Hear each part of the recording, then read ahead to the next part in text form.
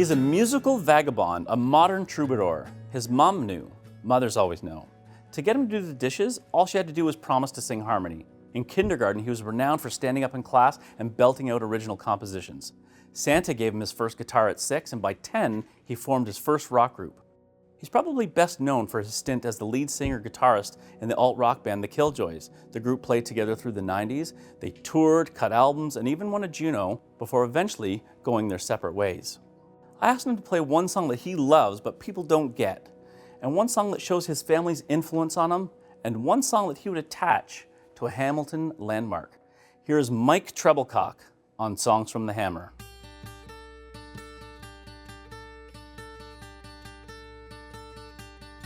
She's got bedroom eyes and they're shifty. Yeah, I know, but she's got a little pout and she's pretty, so I won't let go. No, I won't get soaked. No, I won't get soaked. She's got American thighs, but they're creepy. Yeah, I know, but she's got a little pout and she's pretty, so I won't let go. No, I won't get soaked. No, I won't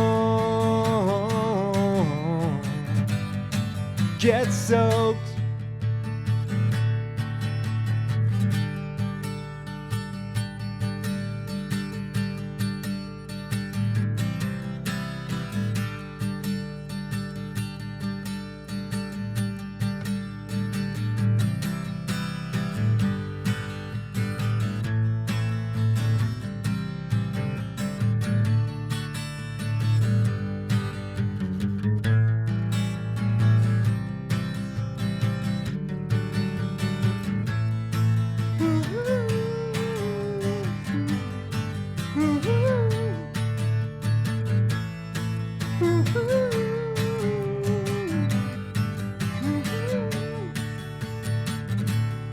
She's got bedroom eyes and they're shifty. Yeah, I know, but she's got a little pout and she's pretty, so I won't let go. No, I won't get soaked. No, I won't get soaked. No, I won't, get soaked. No, I won't, get soaked.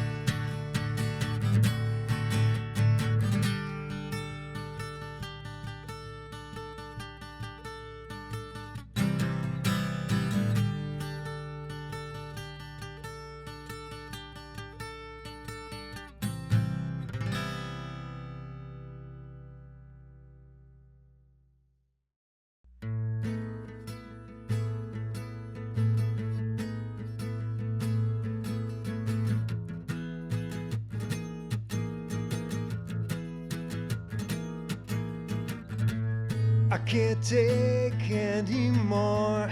Gotta get out of this place.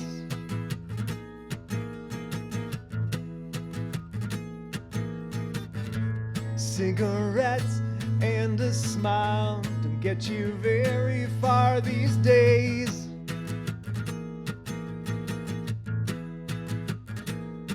And I've got a low life following me, and I'm sick and tired of seeing what he sees.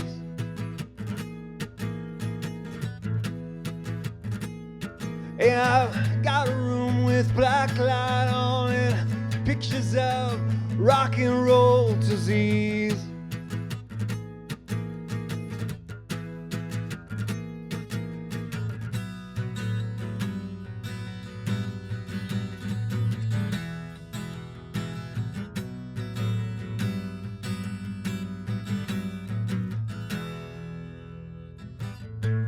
Saddle up for the tide to come in around your feet.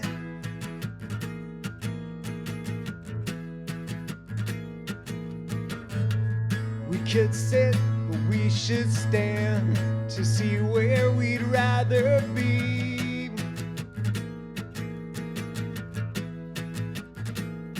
And there's never been a better time than now to pack up all your stuff and leave.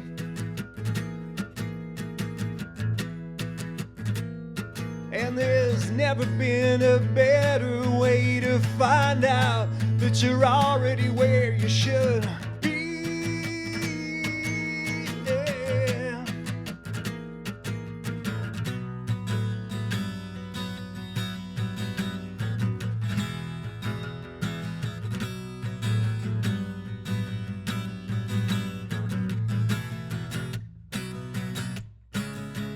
Sleep all night, and I can drive beside you. Sleep all night and wake up somewhere other than sleep all night, and I can drive beside you. Sleep all night and wake up somewhere other than here. Wake up somewhere other than here.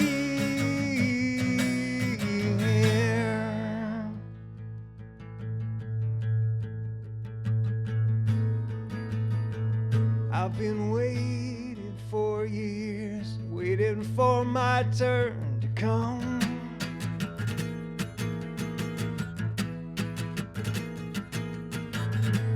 There's a ringing in my ears, all I've got to show for fun.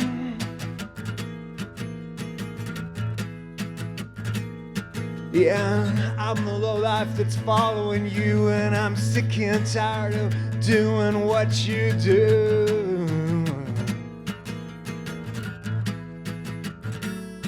And I kinda like my room with black light on and pictures of rock and roll disease.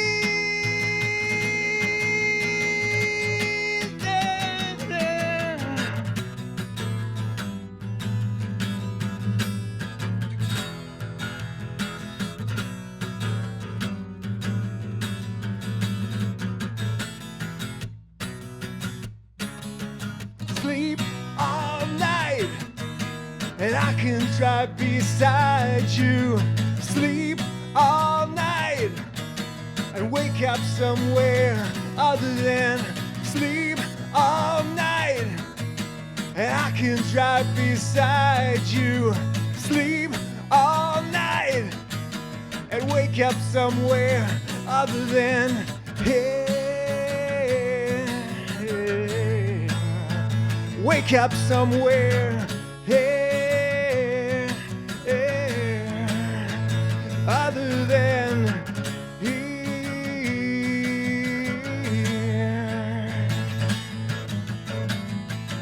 Other than.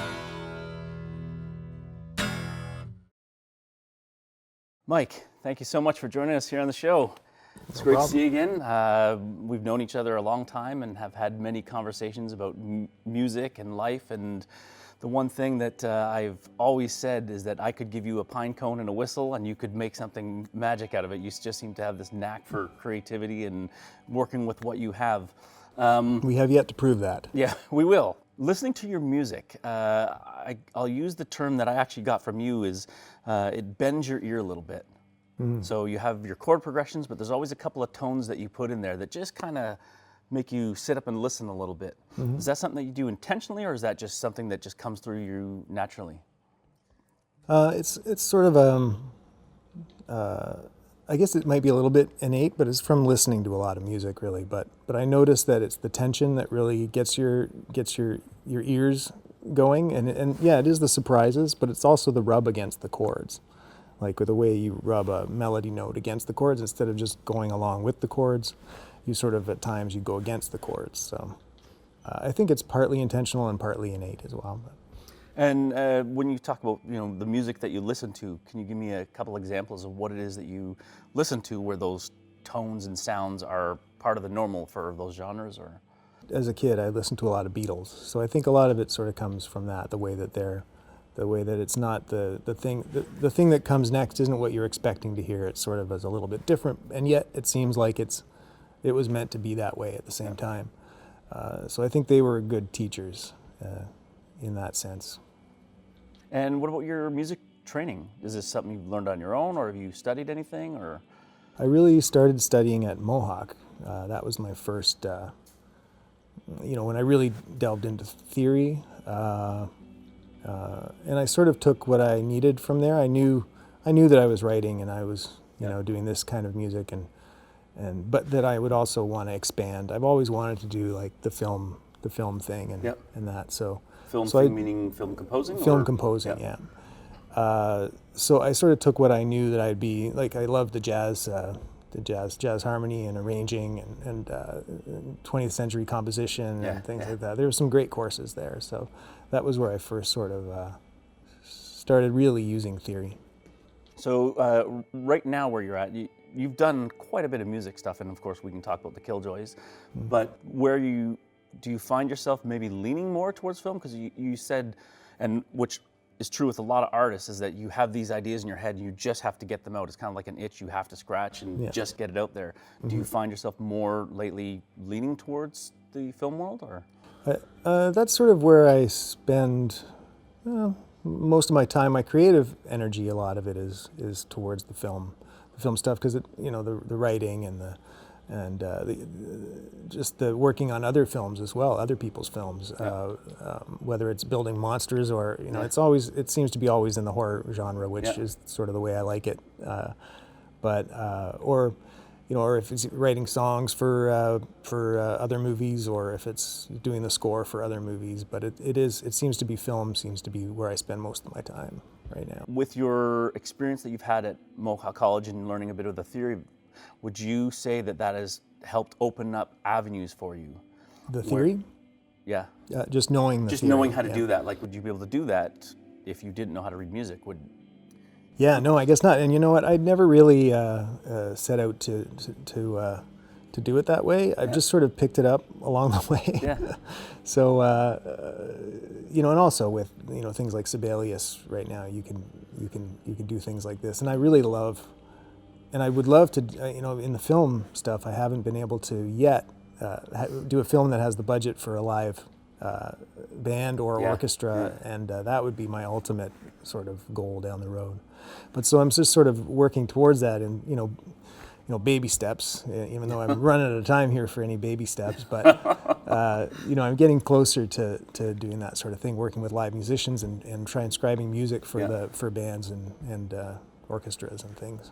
And so it's interesting because I've talked to a lot of musicians, and some of them have some training, some of them have no training, some of them have a lot of training, and really it's like a communication device in a lot of ways. It's a language. When you're communicating with a rock band that doesn't know theory or understand that, it's a different way that you communicate with them when you're dealing with 20 orchestral musicians that you don't know and they've never met you, and they're expecting to show up and play what you've written. You have to have some of those kind of skills behind you. So there's a lot of ways you can go. There's a lot of directions you can move with this.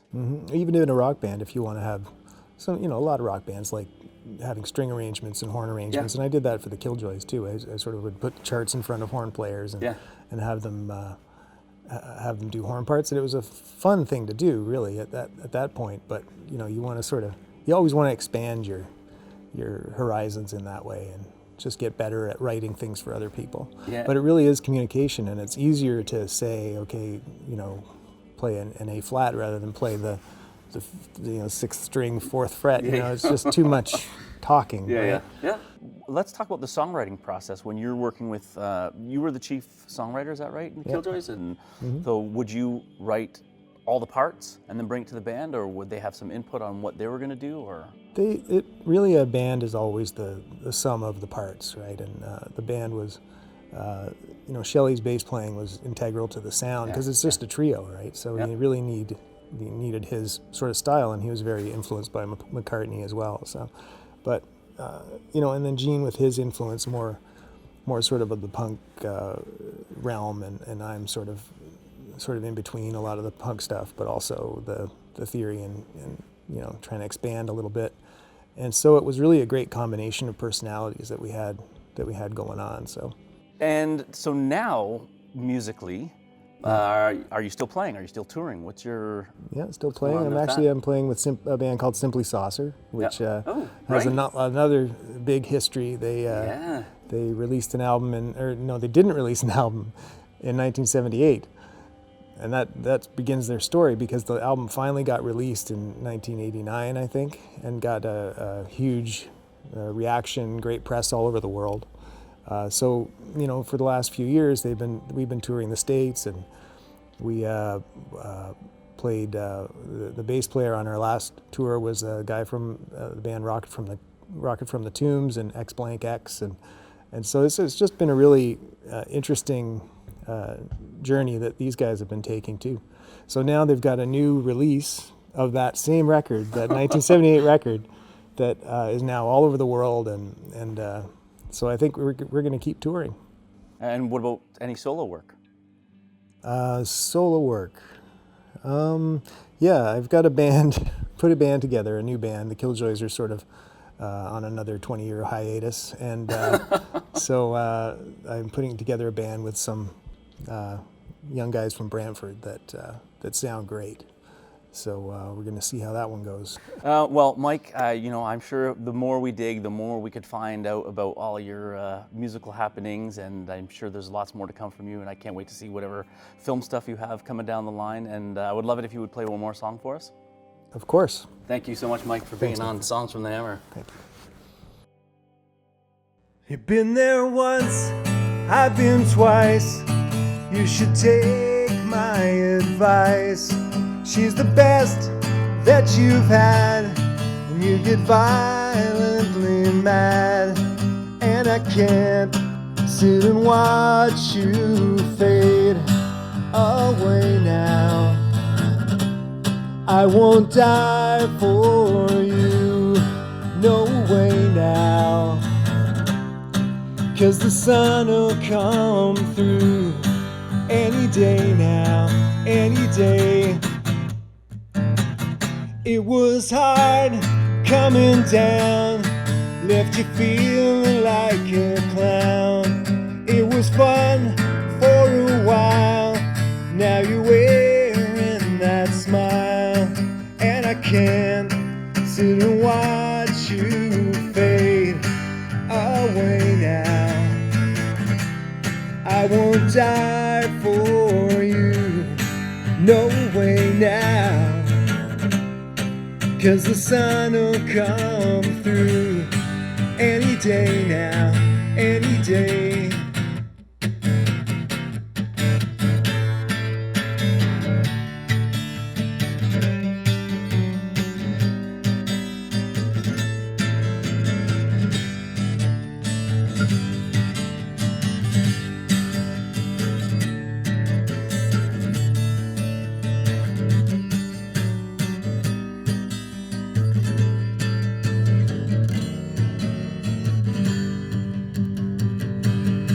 And I can't sit and watch you fade away now.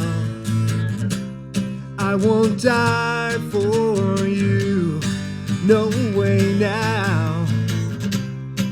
'Cause the sun will come through any day now. I won't die for you, no way now. 'Cause the sun will come through any day now, any day.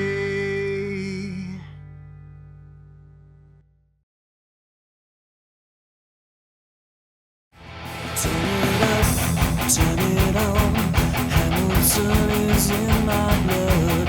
Turn it up.